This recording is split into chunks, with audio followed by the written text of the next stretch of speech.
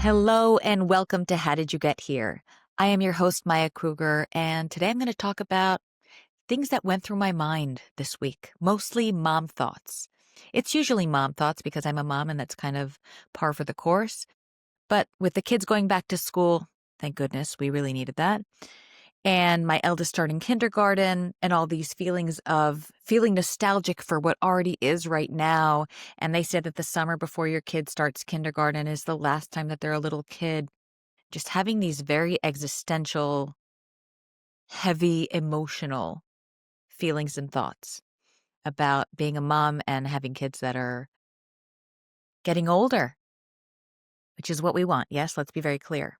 The first thing I was thinking about is the idea of validation seeking, right? And we all kind of do it to some extent, and it doesn't really end when we become a parent. It just rebrands itself. So I'm thinking about our kids become this extension for us a lot of times, the way that they present to the world, the way that they behave.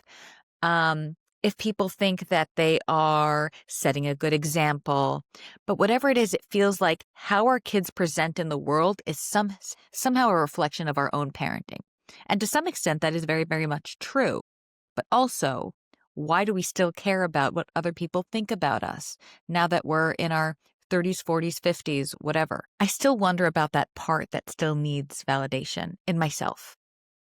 What is it that they're going to give me, the elusive them, whoever I have cast them to be this round? What is it that they're going to give me that is going to make me feel whole or okay or accepted or chosen or whatever adjective you choose to put into this batshit Mad Lib that I have crafted in my own mind? This idea of validation being something that we need in order to survive was true at some point. I think early on, at least for me, and feeling like I couldn't really understand the way people were behaving and really didn't know where I ranked or where I fit in, sometimes even within my own nuclear family. It really set the stage for me to constantly look for places for people to go, yay, good, you, yes, check mark. And I really don't want that anymore. I haven't wanted it for a long time. There was actually a time during my acting career where I thought, it's really funny to just call myself a validation whore. I thought that's so funny. And it's not funny at all. It's actually quite tragic. It was, at least at the time. But at least I had some self-awareness, I guess. So our children are not an extension of us. They come from us, but they are not a reflection. They get to be autonomous people in the world. And I think when we put that pressure on them, you need to be good so that I can be good. That's just another rebrand of codependency. You get to be however you are, and I will handle my shit about whatever I feel about it.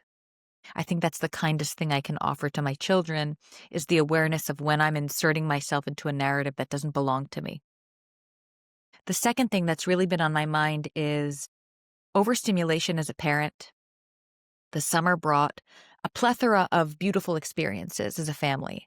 We've been lucky to travel and see them off to camp and travel a little bit more and spend a lot of time together. And I love my time with my kids. I really, really do.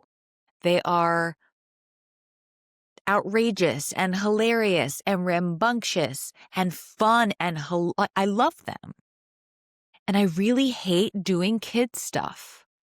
I hate going to birthday parties. I feel so good to say that. We were recently at a birthday party by lovely parents who very generously invited us. And it was at this kid birthday party place and it was dark and the music, it was like, I felt like I was at a nightclub in Berlin. Okay. It was like, and it's 4 p.m. on a weekend and it's loud and dark for some reason. And there's all these inflatables and lots of kids running around, and I'm running after the little one, and the older one is running off somewhere else. And I just feel my panic shooting up to my eyeballs. I don't know what to do with myself.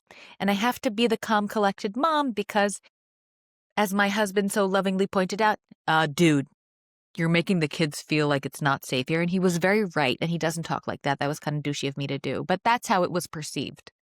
He called me out, very rightfully so, in the moment. that my own anxiety was showing. And in that moment, I course corrected and also felt this dagger of shame into my heart of what is it about me that I really don't like these places? I had the similar experience when we went to Hershey Park a few weeks ago.